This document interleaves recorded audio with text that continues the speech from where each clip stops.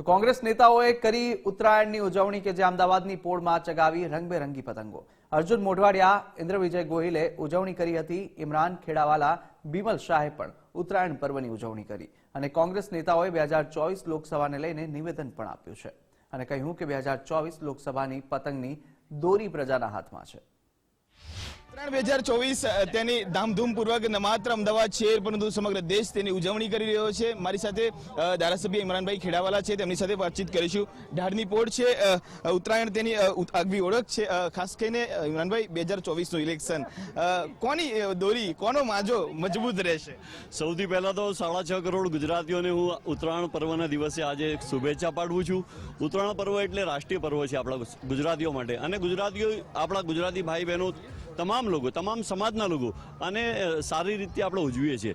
ત્યારે 2024ના લોકસભાના ઇલેક્શનના અંદર હવે દરેક લોકોની પતંગો ચડી છે, પરંતુ મને લાગી રહ્યું છે કે આ વખતે જે પતંગો ચડી છે ને જેના હાથમાં અત્યારે દોરી છે એ દોરી પ્રજાના હાથમાં છે અને પ્રજા હવે સારી રીતે જાણે છે કે કયા પતંગને મારે ચડાવવાનો છે અને કયા પતંગને કાપી નાખવાનો છે। એટલે આવનારા દિવસોના અંદર લોકસભાના ઇલેક્શન અંદર ચોક્કસ કોંગ્રેસ પાર્ટીની જે ઇન્ડિયા ગઠબંધન છે, ઇન્ડિયા ગઠબંધનને ચોક્કસ હું સમજુ છું એનો પતંગ ચડવાનો છે અને જે ઇન્ડિયા ગઠબંધનના સાથે જોડાયેલા તમામ પક્ષો એ પોતાની માજા, ફિરકી અને જે બી એને સામગ્રી મજબૂતીથી લઈને બેઠેલા છે।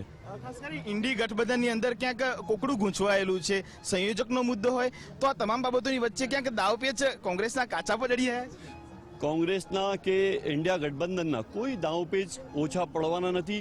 જે પ્રમાણે જે માંજો છે, જે દોરી છે, એના ઉપર જે પ્રમાણેનું કોટિંગ કરેલું છે, બહુ મજબૂતીથી કોટિંગ કરેલું છે, એટલે ભારતીય જનતા પાર્ટી જે આ ગઠબંધન, ઇન્ડિયા ગઠબંધન થયેલું છે તેનાથી ડરી ગયેલી છે। એટલા માટે જ તેઓ અવારનવાર જે પ્રમાણે વાત કરે છે કે ભાઈ એમનું જે કોકડું ઉકલાયું નથી, એમને અમારી ફિકર કરવાની જરૂર નથી। સમગ્ર ભારત દેશના અંદર 2024ના ઇલેક્શનોના અંદર જે પ્રમાણે ઇન્ડિયા ગઠબંધનને જે સફળતા મળવાની છે, લોકો આજે ભરોસો અને વિશ્વાસ ઇન્ડિયા ગઠબંધન પર રાખી રહ્યા છે અને હું આપને એ કહી દઉં કે 2024ના અંદર કોઈ કંઈ પણ કરે પણ એવી સરકાર બનશે, ગરીબો માટેની સરકાર બનશે, બેરોજગારો યુવાનો છે તેમને રોજી આપવાની સરકાર બનશે। બહેનોના જે પ્રમાણે જે સમસ્યાઓ છે, મોંઘવારી છે, બેરોજગારી છે, તમામને જે સમસ્યાઓને ધ્યાન પર રાખીને 2024ના ઇલેક્શન થવાના છે। જે પ્રમાણે ભારતીય જનતા પાર્ટી રામ મંદિરનો ઇસ્યુ લઈને જે અત્યારે બજારમાં નીકળી છે, પણ આ રામ મંદિરનો ઇસ્યુ એ ધાર્મિક આસ્થા પરનો ઇસ્યુ છે, એટલે અમે રાજકારણથી દૂર રાખવું જોઈએ। ચોક્કસથી ઇમરાનભાઈ ખેડાવાલા હતા, ધારાસભ્ય છે જમાલપુર ખાડિયામત વિસ્તારના। તેઓ પણ સ્પષ્ટપણે માની રહ્યા છે કે આવનારા દિવસોમાં 2024ની અંદર કોંગ્રેસનો માંજો મજબૂત હશે અને વિપક્ષની એટલે કે ભારતીય જનતા પાર્ટીની તેઓ પતંગ કાપતા હશે। જોવું એ રહ્યું કે 2024ના લોકસભાની ચૂંટણીમાં આખરે કોણ બાજી મારે છે।